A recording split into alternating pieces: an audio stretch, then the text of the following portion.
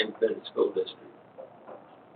We have an old interlocal agreement, or we say old, it's 20 years old now, that, That's pretty old.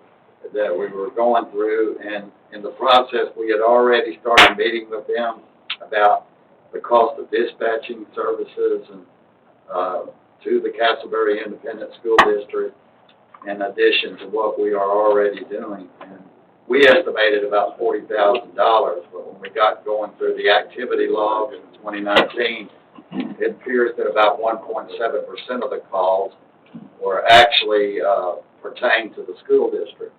So I went in and calculated everything that is involved in the dispatching. That includes the salary of the dispatchers, the police officers, the crime district, radios, CAD system, and jail operations, and it came up with a total of $25,764.16.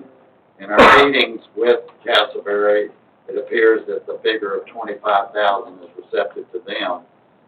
This does not include the court. It does not include the football games and all that we're doing extra right now. Total would be around $38,000 if I calculated the whole 1.7 of the entire budget. So that'll be done partially in the code and in the court. I'm sorry. And when they come in to do that, any revenue that's collected off of the tickets, they pay so much a case.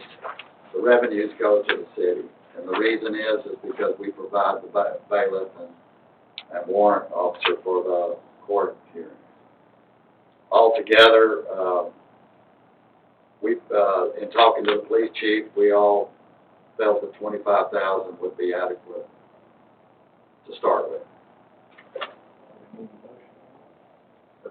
Deal, it costs a lot more than that just for dispatch. That is per month, isn't it, Mark? The highway. Notice the super rounded down on that.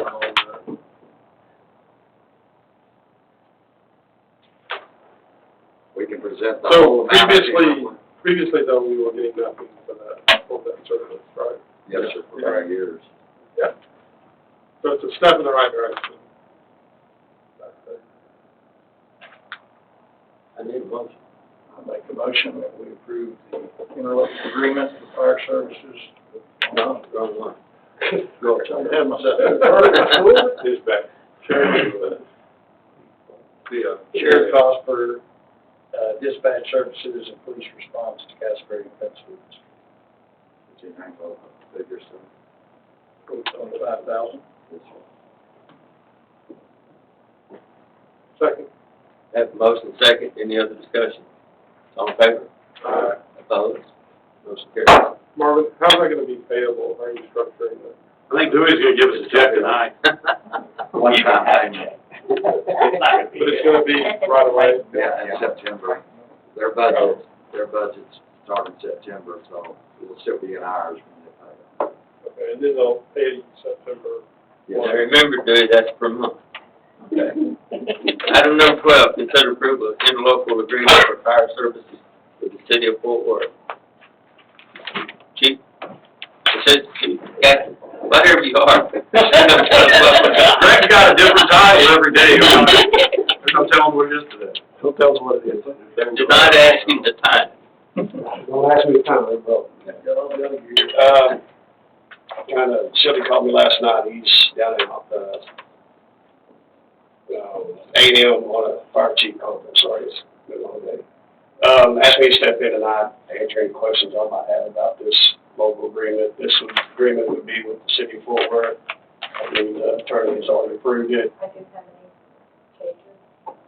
So this is, what this does is just makes what they're already doing legal, and we'll keep going moving forward.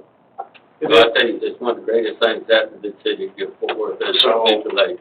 Let's go back a couple months, Cato Local Fire.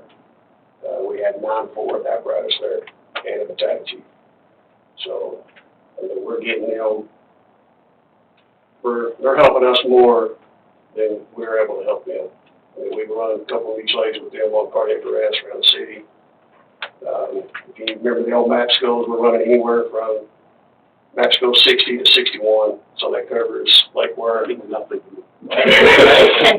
So if I can kind of draw a picture, it goes all the way to Hazel Avenue and Boat Club, all the way down, mostly into West Sullivan, all the way down to Ridgemore Mall, back around to University and West Sullivan Road, and almost into north side of 28th Street area, back up that way. Just And go then south. if we're ever running one of those for them, if something happens here, Yes. we've immediately got them coming here Yes. to cover So services. right now, Central Park is our backup on a lot of calls, just because they are a little closer and they're less busy than Fort Worth. But Fort Worth is our third backup. As we move forward into this, it will become more and more of us and them type response. So this is just the first step of what we've been pushing for since we started this. This is great, and Steve, probably about the whole 2003, when I became mayor, Fort Worth was not allowed in herb roads whatsoever. Herb roads was not allowed in Fort Worth. This is quite cheap to get here. So when we initially went with the professional pay department, I know there was a lot of sort of a verbal agreements with Fort Worth and all, and this solidifies all of So those. that what we've been operating from October 1 till now is what we call agreed upon if needed. And that was more or less them saying, we'll come to you if it gets to be out of hand, and we'll sit down and talk again until this is done. Right. But it's not one of the cheap days where the Fort Worth Fire Department is watching how many calls they come here. So this just ties everything, makes it same thing that they signed with Saginaw and Lake Worth and everybody else. Okay. This got to go to their council as well. I believe it's already done. It's already done, Yeah, this is our end of but it. it does have to go to their. So it's mutually agreed upon, all two cities. Make a motion to approve their local agreement for our services with the city of Fort Worth. Second. Have a motion second to approve the interlocal agreement with the City of Fort Worth Fire Services. Any other discussion? All in favor? Aye. Opposed? Motion carries. Item number 13, public hearing in order to receive, in order to receive public input on substandard building enforcement action regarding structures located on the property at 1017 Churchill Road. This public hearing is now open.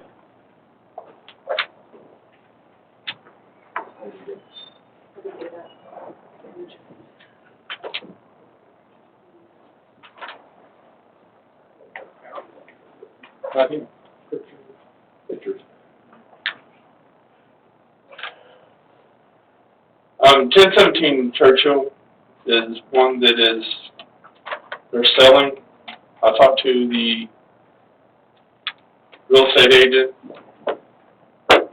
last week, and they plan on selling it and closing on it shortly. They are hoping to have it closed by this Friday. If they do not get it closed this Friday, then it'll be the first of next week.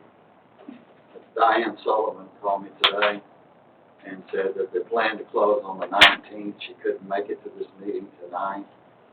And after you do your public hearing, they can be at the next meeting if it was possible for that to be, Left open. public hearing held until that next meeting. But they do give me a copy of the contract here tonight.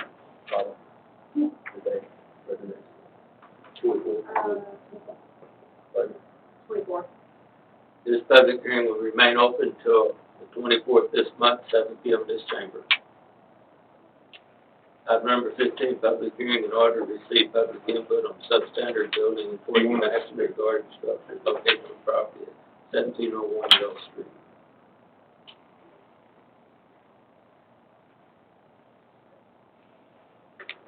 Seventeen oh one Yale Street, we do have the homeowner present tonight.